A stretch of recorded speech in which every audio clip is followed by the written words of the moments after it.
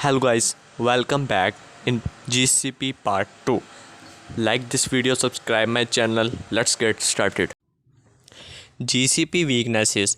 If I had to say GCP had a weakness, it would be that the Google Cloud Platform has far fewer services than those offered by AWS and Azure.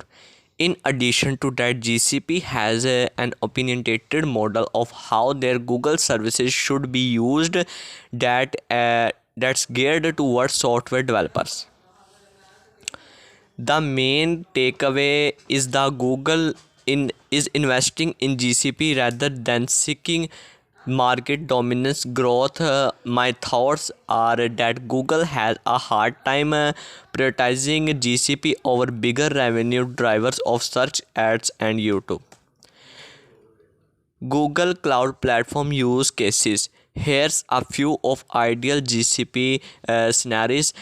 If you large organization that need to set a lot of permission while working on project, Google has an excellent organization hierarchy that allows you to set policy at the top level and forget it.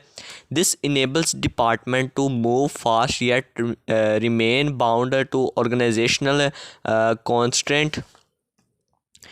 In GCP, all resources belong to specific GCP projects, and when that project is deleted, all the resources are removed from the platform, preventing left behind resources that lead to increased cost. In addition, there's an excellent feature that allows projects to assign to different billing account over time. Another ideal use case for using GCP is for organizations that need the benefits of advanced big data, machine learning, and analytics.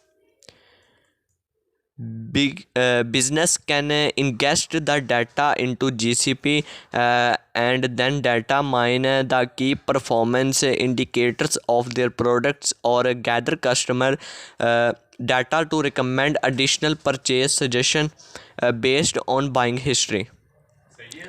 Ready? Ready to learn GCP. What's next? Well, if you're interested in honing your Google Cloud skills and leading your organization goals for the future, you might consider with GCP certification path on a career path is right for you. Keep up with all the latest in Google Cloud Platform news with our original series GCP this month.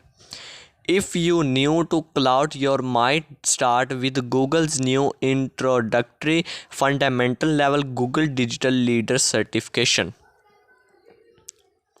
If you have a little tech experience, I recommend getting started with the Google Certificate Associate Cloud Engineer ACE preparation course. It does an excellent job for introducing the main infrastructure components of the Google Cloud Platform while providing you with a solid foundation for working directly with Google Cloud resources.